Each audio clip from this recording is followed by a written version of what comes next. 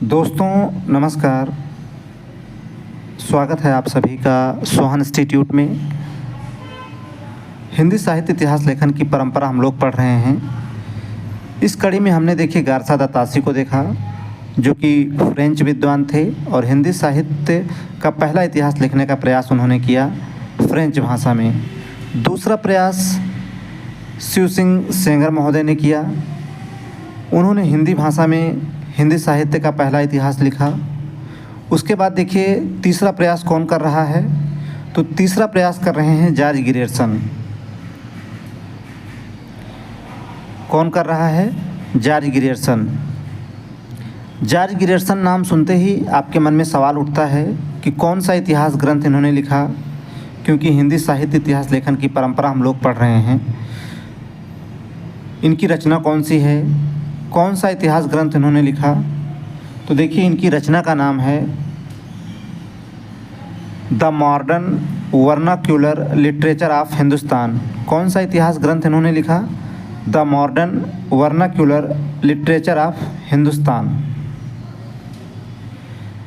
देखिए George Grierson अंग्रेज थे और नाम देखिए इन्होंने कौन सा इतिहास ग्रंथ लिखा? The modern vernacular literature of Hindustan.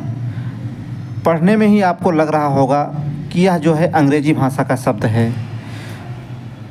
तो इनके इतिहास ग्रंथ की भाषा कौन थी? तो इसकी भाषा देखिए थी अंग्रेजी। देखिए जॉर्ज ग्रियर्सन महोदय हिंदी साहित्य का इतिहास लिख रहे हैं, लेकिन भाषा कौन सी प्रयोग कर रहे हैं? अंग्रेजी। तो किस भाषा में इन्होंने the modern vernacular literature of Hindustan जो है यह रचना किस भाषा में लिखी? अंग्रेजी भाषा में। अगला प्रश्न आता है कि इसकी पद्धति कौन सी? तो देखिए आप देख पा रहे हैं कि इन्होंने किस पद्धति को आधार बनाया। तो इन्होंने काल को आधार बनाया, समय को आधार बनाया। कौन सी पद्धति अपनाई? कालानुक्रमी पद्धति। उसी के आधार पर इन्होंने देखिए कालखंड में बांटा, इसे अध्यायों में बांटा। कितने कालखंड या अध्याय में बांटा? तो 11 कालखंडों में इन्होंने बांटा है। कितने कालखंड हैं इसमें? 11 कालखंड हैं या 11 अध्याय हैं इसमें। एक सवाल और बहुत पूछता है कभी कभी आपसे कि वास्तविक अर्थों में हिंदी साहित्य का पहला इतिहास किसने लिखा? तो देखिए वास्तविक अर्थों में हिंदी साहित्य का पहला इतिहास किसने लिखा? तो जॉर्ज ग्रियर्सन महोदय ने। ये बात आप लोग ज़रूर याद रखेंगे। तो अभी आपने क्या देखा? जॉर्ज ग्रियर्सन ने जो है कौन सा इतिहास ग्रंथ लिखा? The modern vernacular literature of Hindustan. इसकी भाषा क्या थी? अंग्रेजी। देखिए ये अंग्रेज विद्वान थे। पद्धति कौन सी अपनाई इन्होंने? कालानुक्रमी पद्धति अपनाई, काल को आधार बनाया इन्होंने। कितने अध्याय हैं इसमें? तो 11 अध्याय हैं। आइए आगे बढ़ेंगे हम लोग।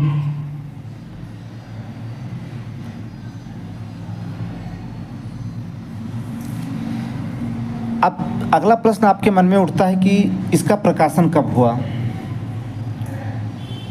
तो देखिए इसका प्रकाशन जो है 1888 ईस्वी में हुआ। देखिए ये पहली बार आया विशेषांक के रूप में। कब? 1888 ईस्वी में। किसकी विशेषांक के रूप में? तो देखिए the Royal Asiatic Society of Bengal की पत्रिका के विशेषांक के रूप में।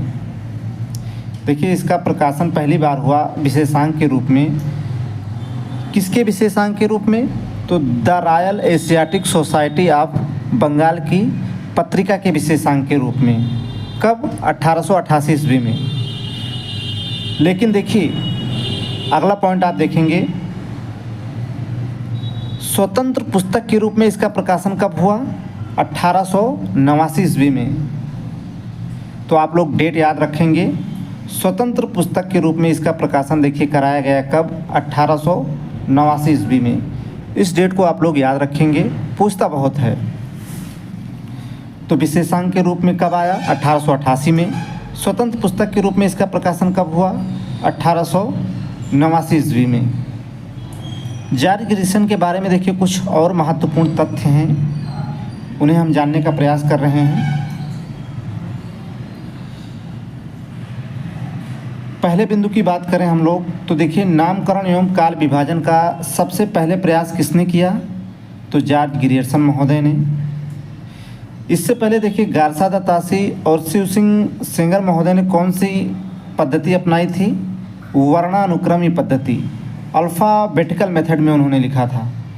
लेकिन नामकरण एवं काल विभाजन का जो है सबसे पहला प्रयास अगर किसी ने किया तो वो हैं जॉर्ज ग्रियर्सन। इन्होंने नामकरण एवं काल को आधार बनाया, ये महत्वपूर्ण विशेषता रही। अगले बिंदु की बात हम लोग करें तो देखिए केवल हिंदी के कवियों को साहित्य में स्थान दिया। इससे पहले आपने देखा गारसा द तासी को और शिव सिंह सेंगर महोदय को, इन्होंने अन्य कवियों को स्थान दिया था जैसे उर्दू के कवियों को, लेकिन जॉर्ज ग्रियर्सन ने सिर्फ जो है हिंदी के कवियों को जो है साहित्य में स्थान दिया। कुल कितने कवियों का वर्णन इन्होंने किया है, तो देखिए अपने इतिहास ग्रंथ में इन्होंने कुल 952 कवियों का वर्णन किया है। अब इन्होंने देखिए यहाँ पर देखिएगा, जिसमें से 886 कवि जो हैं शिव सिंह सरोज में भी शामिल हैं। मतलब 886 कवि जो है शिव सिंह सरोज, जो कि शिव सिंह सेंगर का इतिहास ग्रंथ है, उसमें से 886 कवि जो हैं वही हैं जिन्होंने जॉर्ज ग्रियर्सन ने जिसका उल्लेख किया है। बाकी इन्होंने 66 नए कवियों का वर्णन जो है अपने इतिहास ग्रंथ में किया है। मतलब 886 कवि इन्होंने वही लिए हैं जो शिव सिंह सरोज ने अपने इतिहास ग्रंथ में लिए थे। बाकी इन्होंने देखिए 66 कवि नए लिए हैं। तो कुल कितने कवियों का वर्णन इन्होंने अपने इतिहास ग्रंथ में किया है, 952 कवियों का। आगे देखिए बहुत ही महत्वपूर्ण तथ्य है, डॉक्टर किशोरीलाल गुप्त ने सच्चे अर्थों में हिंदी साहित्य का सर्वप्रथम इतिहास कहा है। देखिए एक विद्वान हैं डॉक्टर किशोरीलाल गुप्त, पढ़ा भी होगा इनको आपने। जॉर्ज ग्रियर्सन का जो इतिहास ग्रंथ है the modern vernacular literature of Hindustan, Kishorilal गुप्त ने उसे जो है सच्चे अर्थों में हिंदी साहित्य का पहला इतिहास बताया है। उम्मीद है इस चीज़ को आप समझ पा रहे होंगे। किशोरीलाल गुप्त ने the modern vernacular literature of Hindustan जो ग्रंथ है उसे जो है सच्चे अर्थों में हिंदी साहित्य का सर्वप्रथम इतिहास बताया है। महत्वपूर्ण तथ्य में अगले पॉइंट की बात हम लोग करेंगे। उसके बाद देखिए किशोरीलाल गुप्त ने जॉर्ज ग्रियर्सन की पुस्तक का हिंदी में अनुवाद किया। यह भी प्रश्न देखिए बहुत पूछा जाता है। किशोरीलाल गुप्त ने जॉर्ज ग्रियर्सन की जो पुस्तक है the modern vernacular literature of Hindustan, इसका देखिए हिंदी में अनुवाद किया। The modern vernacular literature of Hindustan की जो भाषा है वह अंग्रेजी है, लेकिन इन्होंने जो है उसका हिंदी अनुवाद कराया। कब कराया, 1957 ईस्वी में। 1957 ईस्वी में किस नाम से कराया, तो आप देख रहे हैं हिंदी साहित्य का प्रथम इतिहास के नाम से। हिंदी साहित्य का प्रथम इतिहास के नाम से इन्होंने उसका अनुवाद कराया। इसके प्रकाशक कौन थे, मतलब इसका पब्लिकेशन किसने किया, तो देखिए इसका प्रकाशक जो है हिंदी प्रचारक पुस्तकालय वाराणसी ने किया। किसने किया पब्लिश इसको, हिंदी प्रचारक पुस्तकालय वाराणसी द्वारा इसका जो है प्रकाशन हुआ। तो इसके प्रकाशक कौन हैं, हिंदी प्रचारक पुस्तकालय वाराणसी। आइए अगले महत्वपूर्ण तथ्य पर हम लोग बात करेंगे। कौन से वो पॉइंट हैं जो आपके एग्ज़ाम में पूछे जा सकते हैं। देखिए, आप यह क्लास यूपी टेट और सुपर टेट दोनों के लिए देख रहे हैं। इसके अलावा अगर आप एलटी ग्रेड, टीजीटी, पीजीटी के लिए देख रहे हैं तो भी यह आपके लिए उतना ही महत्वपूर्ण है। अगले पॉइंट की बात करते हैं हम लोग। जॉर्ज ग्रियर्सन ने हिंदी को अंग्रेज़ों द्वारा आविष्कृत भाषा बताया। जॉर्ज ग्रियर्सन ने हिंदी को अंग्रेज़ों द्वारा आविष्कृत भाषा कहा है। अब देखिए, जॉर्ज ग्रियर्सन यहाँ अपना पक्ष ले गए, निष्पक्ष बात नहीं कर रहे हैं यहाँ पर। उन्होंने जॉर्ज ग्रियर्सन ने हिंदी को अंग्रेज़ द्वारा आविष्कृत भाषा बता दिया।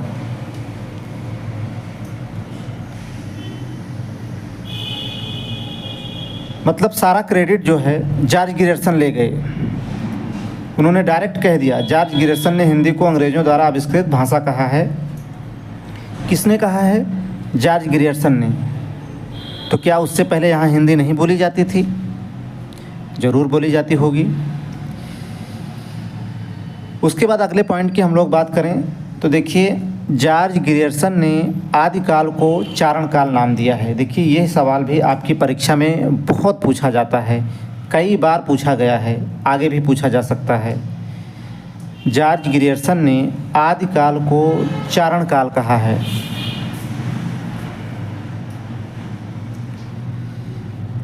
अगले पॉइंट की हम लोग बात करते हैं। भक्ति काल को सबसे पहले हिंदी का स्वर्ण काल किसने कहा? तो जॉर्ज ग्रियर्सन ने। यह भी सवाल बहुत पूछा जाता है, लेकिन कई बार जो है यह सवाल विवादों में भी रहा है। तो विवादों में कैसे रहा है इसकी भी चर्चा हम लोग यहाँ पर कर लेते हैं।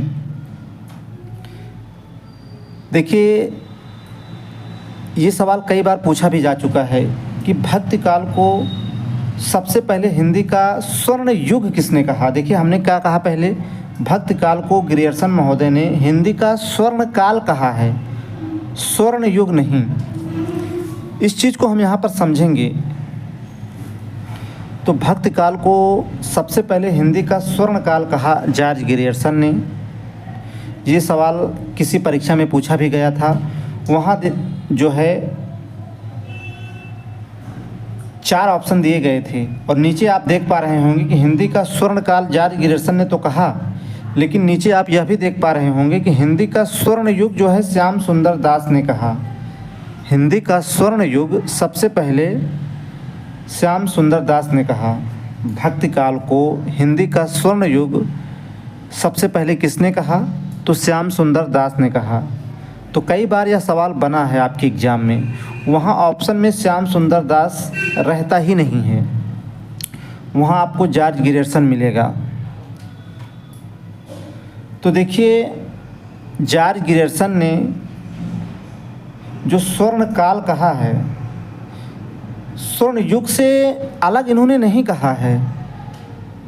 देखिए, युग और काल, इन्होंने काल को युग से अलग बताया ही नहीं है। इसीलिए आपके मन में ये कभी कभी बहुत डाउट रहता है कि भक्ति काल को स्वर्ण युग किसने कहा। तो जब भी आपसे यह सवाल बनेगा तो आप जो है जॉर्ज ग्रियर्सन ही उत्तर लगाएंगे। वैसे श्याम सुंदर दास जो है ज़्यादातर देता नहीं है। अगर मान लो जॉर्ज ग्रियर्सन नहीं देता है विकल्प में, तब आप श्याम सुंदर दास को निश्चित रूप से लगा देंगे। उम्मीद है आप समझ पाए होंगे। तो स्वर्ण काल और स्वर्ण युग में दोनों अलग नहीं हैं, दोनों एक ही हैं।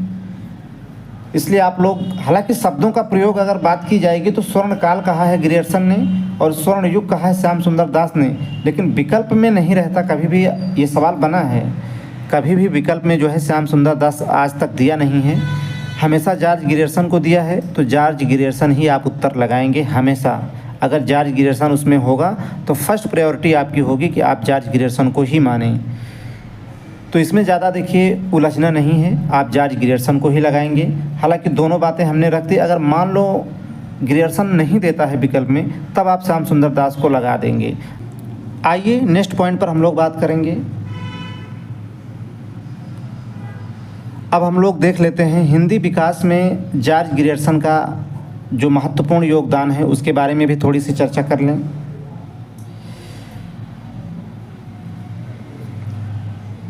तो सबसे पहली बात आती है कि इन्होंने देखिए the modern vernacular literature of Hindustan 1889 ईस्वी में लिखा। यहाँ आप देख लेंगे the modern vernacular literature of, यहाँ ऑफ कर लेंगे आप लोग, हिंदुस्तान 1889 ईस्वी में लिखा। अंग्रेजी भाषा में ये महत्वपूर्ण योगदान रहा इनका। उसके बाद देखिए भारतीय भाषाओं का सर्वेक्षण 1902 से 1909 तक किया।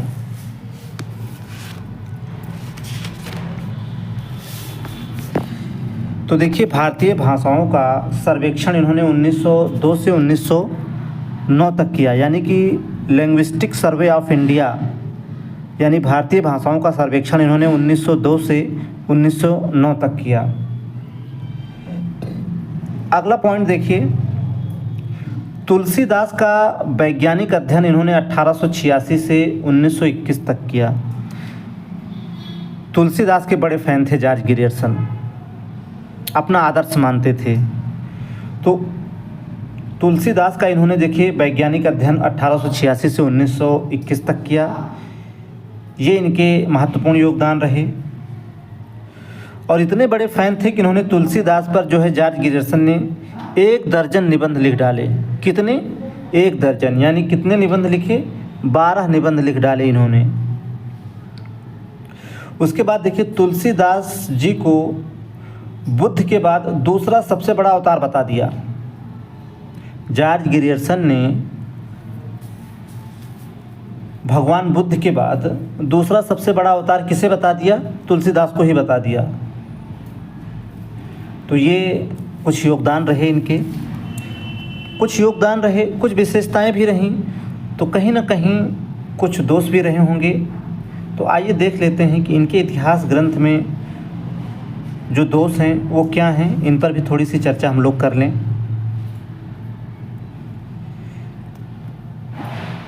देखिए ये क्लास बहुत ही महत्वपूर्ण है, इसलिए आप इसे लगातार जो है इस क्लास में बने रहेंगे और इस क्लास को ज़्यादा से ज़्यादा अपने दोस्तों में ज़रूर शेयर करें।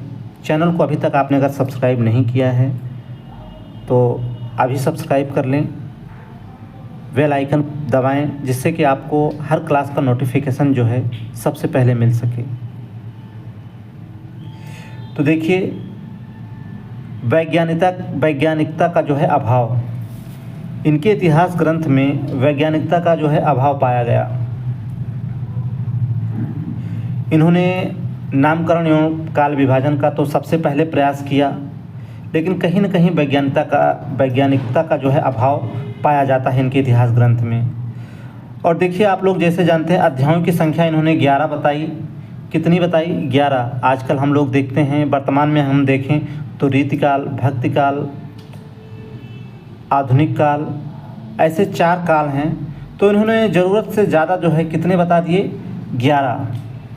ये इनके मुख्य रूप से दोष रहे। अगला पॉइंट देखिए नामकरण की बजाय शीर्षक कहना ज़्यादा उपयुक्त होगा। क्यों?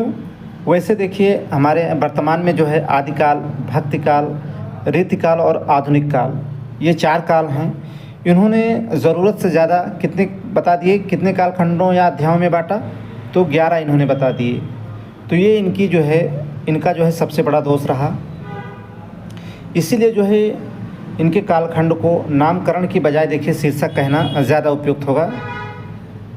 उसके बाद देखिए चौथा पॉइंट है 14वीं शताब्दी के बारे में कुछ नहीं बताया। 11 कालखंडों में तो इन्होंने बांट दिया। आप सभी जानते हैं कि 4 ही काल हैं, रीतिकाल, भक्तिकाल, आदिकाल और आधुनिक काल। तो आगे आप देख ही रहे हैं कि 14वीं शताब्दी के बारे में इन्होंने कुछ नहीं बताया। ये इनके इतिहास ग्रंथ का सबसे बड़ा दोष रहा।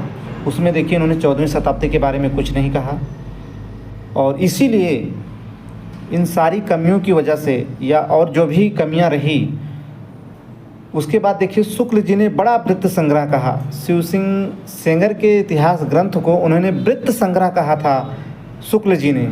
लेकिन जॉर्ज ग्रियर्सन के इतिहास ग्रंथ को शुक्ल जी ने बड़ा वृत्त संग्रह कह दिया। यह भी सवाल बहुत आएगा आपके एग्जाम में कि शुक्ल जी ने बड़ा वृत्त संग्रह किसके इतिहास ग्रंथ को कहा है, तो वहाँ उत्तर होगा जॉर्ज ग्रियर्सन के इतिहास ग्रंथ को। किसको? The modern vernacular literature of Hindustan को इन्होंने बड़ा वृत्त संग्रह कह दिया। किसने? शुक्ल जी ने। उम्मीद है आप लोग समझ पाए होंगे और यह क्लास आपको बेहतर लगी होगी। तो क्लास कैसी रही आप लोग कमेंट करके ज़रूर बताएंगे और ज़्यादा से ज़्यादा इस क्लास को अपने दोस्तों में शेयर करेंगे। चैनल को सब्सक्राइब नहीं किया है तो आप लोग चैनल को सब्सक्राइब ज़रूर कर लें और ज़्यादा से ज़्यादा अपने दोस्तों में ज़रूर शेयर करें। आज के लिए सिर्फ इतना ही, फिर मिलेंगे। जब तक के लिए नमस्कार।